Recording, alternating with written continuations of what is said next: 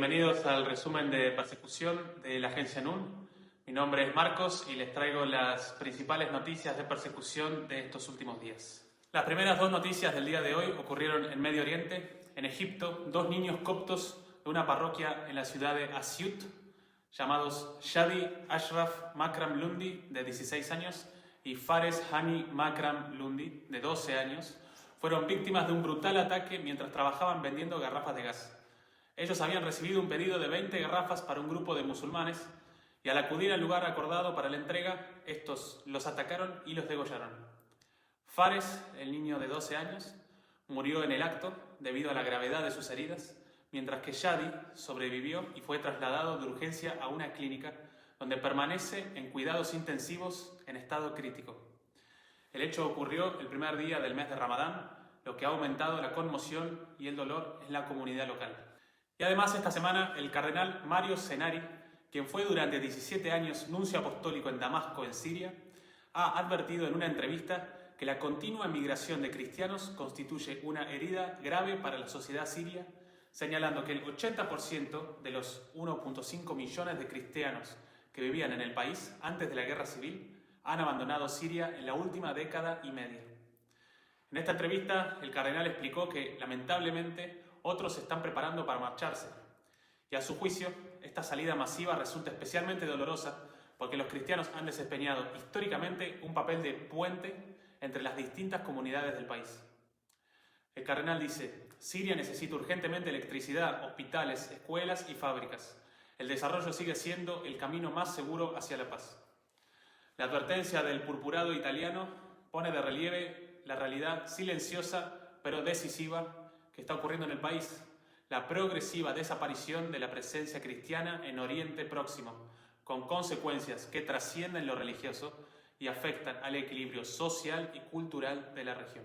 En un trágico acto de persecución religiosa, un hombre musulmán en el este de Uganda apuñaló hasta la muerte a su propio hijo por convertirse al cristianismo. Este hombre, llamado Hamba Ahmada, de 62 años, atacó a su hijo, llamado Hamba Juma, de 33 años, con un largo cuchillo en el distrito de Iganga. Juma, la víctima, era padre de 4 hijos de 12, 10, 7 y 3 años. Se había convertido al cristianismo junto con su esposa llamada Nangobi Mariati, lo que provocó la ira de su familia.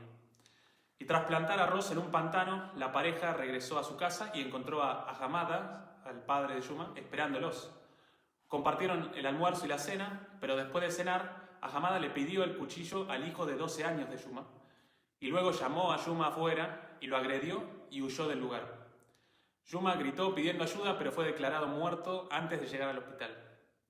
Su esposa, Mariati, atribuyó el asesinato a la hostilidad religiosa. Ella dice: mi suegro junto con otros familiares nos han estado insultando, diciéndonos palabras duras y prometiendo matarnos a todos, a toda la familia, por abandonar el Islam. Este caso ejemplifica la severa persecución que sufren los cristianos en Uganda, donde los musulmanes representan aproximadamente el 12% de la población, pero se concentran en las zonas orientales. El Tribunal Supremo de la India ha intervenido para frenar una práctica que había generado una fuerte alarma entre las minorías cristianas del estado de Chhattisgarh.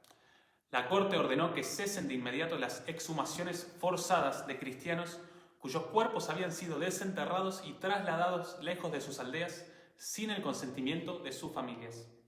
El origen del conflicto radica en la postura de ciertos grupos que sostienen que los conversos al cristianismo no pueden ser enterrados en los terrenos comunitarios, sino únicamente en cementerios oficialmente reconocidos como cristianos. Para muchos líderes religiosos de la región, esta interpretación es discriminatoria contra los cristianos y es contraria a la constitución del país.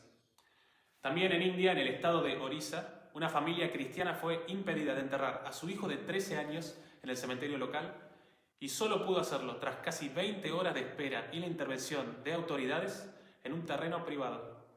Según los familiares, se les exigió renunciar a colocar símbolos religiosos para mantener la paz en la aldea. Estos episodios se suman a otros incidentes recientes contra comunidades cristianas que denuncian un aumento de la hostilidad y la presión social en distintas partes del país. En Italia, el obispo Sueta decidió hacer sonar cada día a las 8 de la noche una campana para recordar a los niños no nacidos, dando un hermosísimo homenaje a los niños inocentes asesinados en los vientres de sus madres. Sin embargo, para la izquierda política y tantas personas que apoyan la cultura de la muerte, este gesto fue intolerable y lo tildaron de provocación, propaganda y escándalo. Lo que estas personas no esperaban es que esta persecución despertara algo mucho más grande. Se reunieron más de 45.000 firmas en apoyo al obispo y en defensa pública de la vida.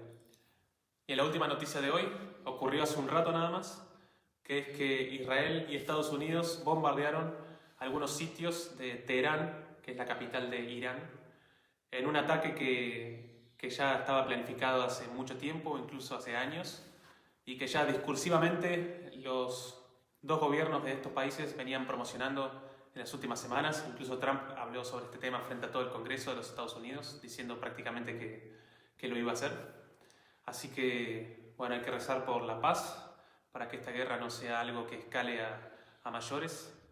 Y hay que rezar también por todas las víctimas inocentes que seguramente va a haber, que siempre hay, por sus almas, por sus familias y bueno, por la paz en Medio Oriente. Y ya para terminar el resumen de hoy, quería leerles un comentario que Lali Pérez hizo al último video de persecución, del resumen de persecución. Ella pone: ante tanto dolor, me ha alegrado mucho la ordenación de 2 nuevos sacerdotes nicaragüenses que se habían ordenado, habíamos dicho que se ordenaron en el exilio. Ella dice: se me vino a la memoria la ordenación de San Juan Pablo II, también en la clandestinidad junto a otros 2 compañeros. Después dice: Canadá necesita un exorcismo, lo digo en serio. Sí, justamente ayer leí una noticia que dice que las autoridades de Canadá quieren extender la legalización de la eutanasia a todos los niños sin el consentimiento de sus padres. O sea, un niño podría suicidarse sin que los padres supieran. Así que realmente es una aberración. Y dice: ya por lo del Valle de los Caídos en España, bueno, ella nos escribe desde España, desde Santiago de Compostela, dice que los cristianos esperamos que caiga antes el gobierno. Ya no saben cómo distraer la atención sobre los casos de corrupción que rodean a todo el gobierno, sobre todo alrededor de la persona del presidente. Se refiere a Pedro Sánchez, que también vi un discurso que él dio ayer, supongo que con gente de su partido, que dice que quiere poner al aborto dentro de la Constitución de España. Es una cosa realmente diabólica.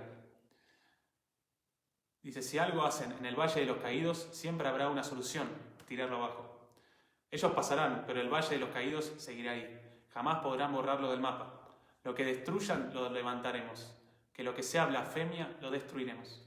Recen por Europa y por la España católica. Encantada de haber descubierto este canal y maravillada por su evangelización en el Líbano, un abrazo desde Santiago de Compostela, en España. Bueno, gracias Lali por tus comentarios, porque siempre estás ahí siguiendo los resúmenes de persecución, y les pedimos a todos también que comenten este video y que difundan y que compartan a otras personas, como siempre decimos, para que más gente se entere de lo que está ocurriendo a los cristianos en tantas partes del mundo que normalmente los medios tradicionales de comunicación no les interesa difundir. Así que gracias por escuchar y nos vemos la semana que viene.